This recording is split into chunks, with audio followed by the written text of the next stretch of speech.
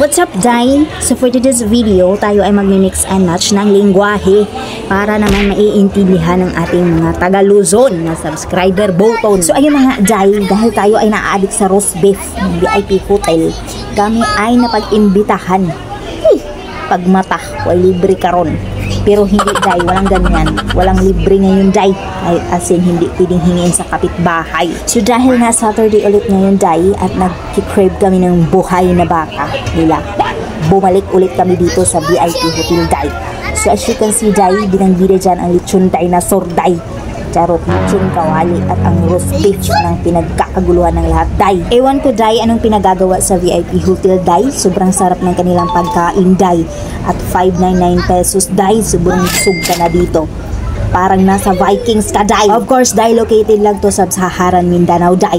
Dito sa Cagayan de Oro City Day, Apolinar Veles. Ang daming kumakain dito Day. Lalo na pag payday Day, dito lahat ang investment na pupunta. Hinuhold up ni VIP. Kami Day na magpamilya, ako, aking partner at ang aming anak, ay paborito ang roast beef Day. Hindi na mag-rice Day, papartner na lang ng gulay. Okay na Day. Hindi ko alam anong tawag nito Day. Yung yung may mga carrots, mga patatas, mga ganyan, kalabasa, iwan. Ang sarap Day, di ko alam. So success na kami Day sa buffet Day at positive sa uric acid. Uy, simba ko. Pag nabubuffet kasi ka ako Day, hindi ako nagra-rice masyado kasi nga feeling ko madali akong mabubusog pag nag-rice. Kaya naman pag ganitong lafang Day, focus the goal tayo. Busugin ang dapat busugin Day. Kasi the next day Day, for the noodles na ang person, pambawi sa ginasto ng pang isang linggong kain Day. Kagagasto-gasto mang yun Day, bisag hampas lupa. Charot. Nakakasawa din kasi mag-budget minsan Day. Minsan kailangan din natin tumikim ng mga masasarap. Hindi lang puro partner dapat natin kainin Day. Hindi kasi din natin alam ang buhay-buhay Day. Kung bukas humihinga pa ba tayo or kinukuha na tayo ni Lord. Ganun Day, live as if it's your last day. Bahalag bukas magmukha kang pulubi. Bitaw Day, matanda na tayo Day. Bahala ka na sa buhay mo Day. Paano mo pagastuhin ang pira mo, di ba? So Day, bali nakadalawang balik ako nitong roast beef Day. Kasi naman Day, ang sarap Ayaw ko natigilan Day. Gusto ko sana mai-approach yung staff Day. Baunin namin yung iba. Kung pwede lang mag-take out Day, ginawa ko na kasi hindi pwede baka matulog ako sa rehas Day nang dahil sa baka Day.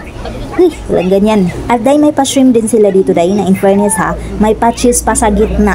Masarap siya tignan Day, 10/10. Pero yun lang lasa Day, never mind. Di ko na mahanap ang tamis ng shrimp Day, iwan. Pero yung tempura nila na shrimp Day, 10/10 din yun. Masarap talaga. Pa-aesthetic talaga yung shrimp na yan. Day, pagtapos pong kumain ng mga main dish Day, may pa-dessert pa yan sila and pa-ice cream Day.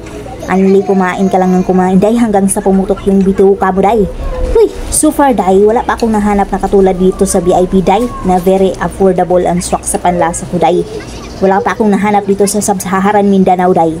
Sana'y may mga taga CDO dito Day na makapag-comment kung saan pwede dito sa CDO pwede kainan ng eat all you can with roast beef. Or kahit walang roast beef Day, basta yung affordable na eat all you can ba, no? Yung hindi ka magsisisi Day sa tibuok mong life. Para naman matry namin. So kung nakaabot ka sa part sa video ito Day, salamat ng marami. Salamat sa panonood at nagmamakaawa ako na tapusin mo rin Day para magkaayuda na tayo ni YouTube Day. Kita-kits sa ating next video. #roastbeef buffet edition.